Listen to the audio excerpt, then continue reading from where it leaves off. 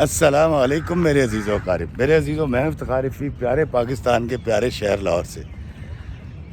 دوستو، بعض اوقات یہ ہوتا ہے کہ ہم ایک نیکی کرتے ہیں اور وہ نیکی ہمارے گلے پڑ جاتی ہے اور پھر ہم تنگ آ کر نیکی کرنا چھوڑ دیتے ہیں۔ دوستو، 2004 کی بات ہے، یہی دسمبر کا مہینہ تھا۔ میں اپنی یامہا کے اوپر ملتان چونکی کی طرف سے وحدت روڈ پر پیکھے وال موڑ کی طرف جا رہا تھا تو علامہ اقبال ٹاؤن کی طرف سے ایک 1.5 تاوا سفید رنگ کا گڈا کٹا ہوا، ایک لمبی ڈور اس کے پیچھے تھی، ہچکولے کھاتا ہوا، وہ پنجاب یونیورسٹی کی طرف جا رہا تھا۔ اب ہم ٹھہرے لاہوریے اور پتنگ باز، اس وقت تک ہم پتنگ بازی کیا کرتے تھے۔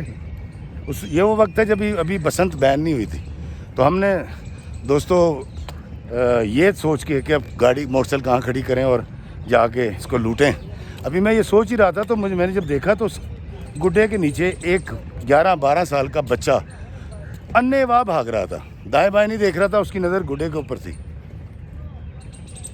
میں گھبرا گیا، میں نے کہا یار یہ بچہ کیا کر رہا ہے، سڑک کراس کرنے لگا ہے۔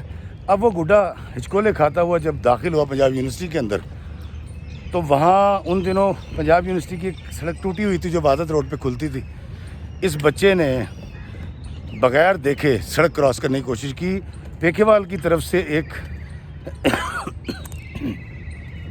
مہران گاڑی بہت سپیڈ سے آ رہی تھی اور اس بچے نے اس کو دیکھا نہیں اور اس گاڑی نے اس کو ہٹ کیا۔ یہ 6-7 فٹ اونچا اچھلا، زمین پہ گرا، گاڑی ملتان چونکی کی طرف چلی گئی۔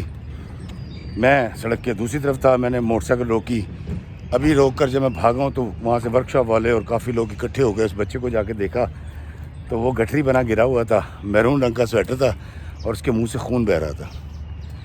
میں نے ایٹی والوں کو کال کی، اس کے بعد 15 پہ کال کی، لیکن جب 10 منٹ تک کوئی مدد نہیں آئی تو میں نے سڑک پہ جاتی ہوئی گاڑیوں کو ہاتھ دینا شروع کیا۔ تو ایک نوجوان نے گاڑی روکی، میں نے اس کی پیچھے سیٹ پر لوگوں کی مدد سے اس بچے کو ڈالا اور وہ اس کو سوشل سیکورٹی ہاسپٹل لے گیا جو ملتان چونکی پہ۔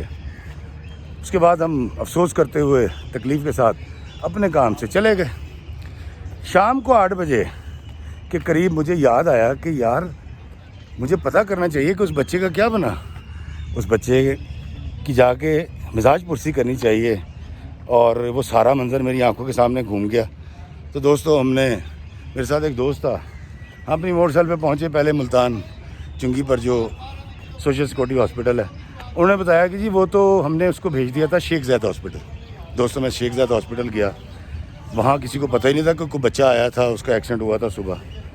تو ایک ایمبولنس والے نے کہا کہ ہاں یار ایک پرائیویٹ گاڑی پہ ایک لڑکا لایا تھا، تو انہوں نے اس کو ریفر کر دیا ہے جنرل ہاسپٹل کیونکہ اس کے سر پہ چوٹ تھی۔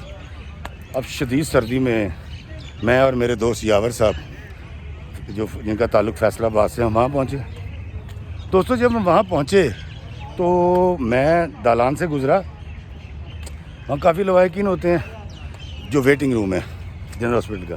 اس کے بعد میں چلا گیا ایمرجنسی میں۔ جب ایمرجنسی میں گیا تو دائیں بائیں دیکھا تو وہاں صرف چھوٹی عمر کا ایک ہی بچہ تھا اور اس نے مرون کلر کا سویٹر پہن رکھا تھا، تو میں پہچان گیا یہ وہی بچہ جس کا ایکسیڈنٹ ہوا۔ خیر میں نے دیکھا تو اس کو وینٹیلیٹر لگا ہوا تھا، بری حالت تھی۔ ڈاکٹر سے میں نے پوچھا، اس نے کہا چانسز بہت کم ہے، دماغ جو ہے نا وہ سویلنگ کر گیا ہے اور دماغ پہ چوٹ آئی ہے۔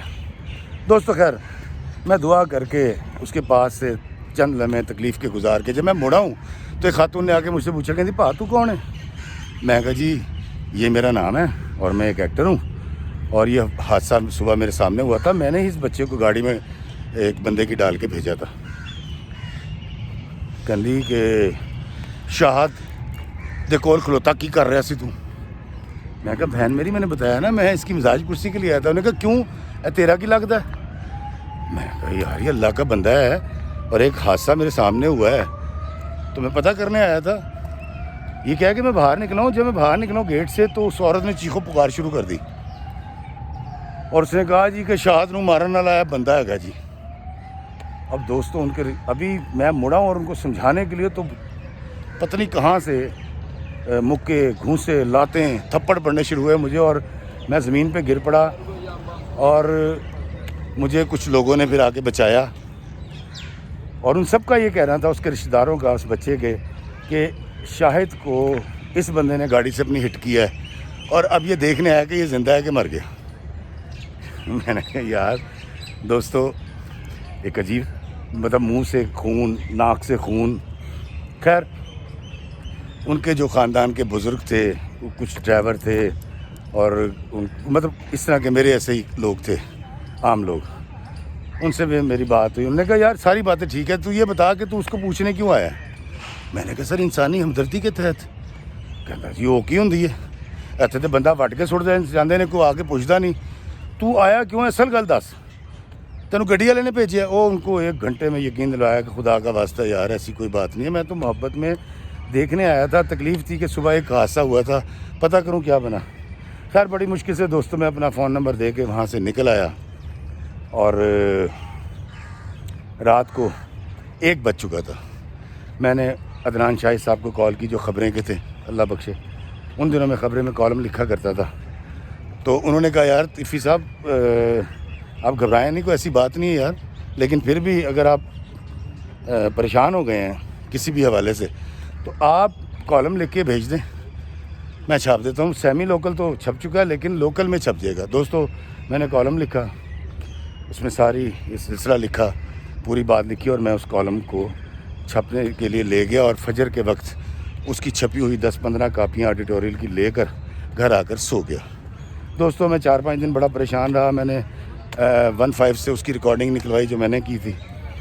پھر عیدی والوں سے بات کی تو انہوں نے کہا جی اگر کوئی کیس ہوتا ہے آپ کے اوپر پولیس کیس تو ہم عدالت میں پیش کر سکتے ہیں, ابھی آپ کو وہ آڈیو نہیں دے سکتے, لیکن ہم نے سن لی ہے آپ نے کال کی تھی. اس کے بعد دوستوں میں اس جگہ پہ گیا جہاں حادثہ ہوا تھا, تو وہاں جو ورک شاپ تھی وہ سارے لوگ انہیں کہا ہاں جی سانو پتہ تسی موٹر سائیکل اتنے کھلا رہی سی, اسی تو تہاڈے تو پہلے چکن لئی آ گئے ساں. تو بڑا افسوس ہوا. تو میں نے ان کو پھر یہ بتایا, انہیں کہا جی یہ کیڑی گل ہے, اسی گواہی دواں گے. دوستو اس کے بعد 1 ہفتہ گزر گیا لیکن کچھ ہوا نہیں. 1 ہفتے کے بعد اپنی یامہا کا آئل چینج کروا رہا تھا تو مجھے اس کے چچا ملے اس بچے کے. انہوں نے مجھے پہچانا, انہوں نے کہا جی آپ وہ ہیں. میں نے کہا ہاں جی. انہوں نے کہا جی وہ بچہ مر گیا. تو مجھے بڑا افسوس ہوا.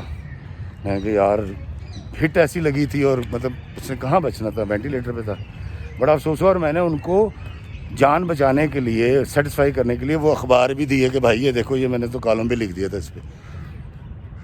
یہ واقعہ تو ہو گیا, وقت گزر گیا دوستوں, لیکن آج تک میں 16 سال بعد یہ آپ کو آج واقعہ سنا رہا ہوں کہ وہ سارا واقعہ, وہ ساری رودات میرے دماغ پہ کہیں ثبت ہو گئی. اور ہر نیکی سے پہلے یا ہر کسی بوڑھے کو سڑک سے اٹھاتے ہوئے یا کسی بوڑھی عورت کو یا کسی بھی حادثے کا شکار ہونے والے شخص کو ہاسپٹل لے جاتے ہوئے اپنی گاڑی میں فوراً بٹھا لیتا ہوں. ان مراحل سے میں ہمیشہ گزرتا ہوں, لیکن میں نے نیکی کرنی چھوڑی نہیں. دوستو سوسائٹی میں اگر آپ کی نیکی کو ایڈمائر نہ کیا جائے یا نیکی کے بدلے آپ پر کوئی الزام تراشی ہو یا آپ کے اچھے کام کی قبر لوگ انگلیاں اٹھائیں, تو اس کا ہرگز مطلب یہ نہیں ہوتا کہ آپ وہ اچھا کام چھوڑ دیں. میں نے نہیں چھوڑا. تو وہ دوست جو مجھے کہتے ہیں کہ فون کرتے ہیں یا ان باکس میں کہتے ہیں کہ جی ہم نیکی کرتے ہیں, وہ ہمارے گلے پڑ جاتی ہے, تو دوستوں نیکی کا کام تو پھر ایسے ہی ہوتا ہے. اور دراصل اس سوسائٹی میں جہاں لوگ اپنے مطلب کے لیے ملتے ہوں اور ان کا مطمع نظر فائدہ اٹھانا ہو یا گیو اینڈ ٹیک کے اصول پہ چلتے ہوں, اس سوسائٹی میں آپ جیسے درویشوں کو جو نیکی کرنا جانتے ہیں, آپ جیسے اچھے لوگوں کو جو محبت بانٹنا جانتے ہیں یا انسانی ہمدردی کے تحت دل میں کسی کے لیے ہمدردی رکھتے ہیں, کشادگی رکھتے ہیں اور ان کی مدد کرتے ہیں, ان پر یہ الزام لگتے رہیں گے.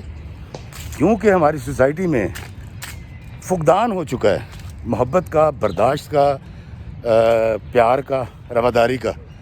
تو انسانی ہمدردی کے تحت جب بھی کوئی کام کیا جاتا ہے تو ہمارا معاشرہ اس کو اگل دیتا ہے اور اس کو نیگیٹو انداز میں دیکھتا ہے.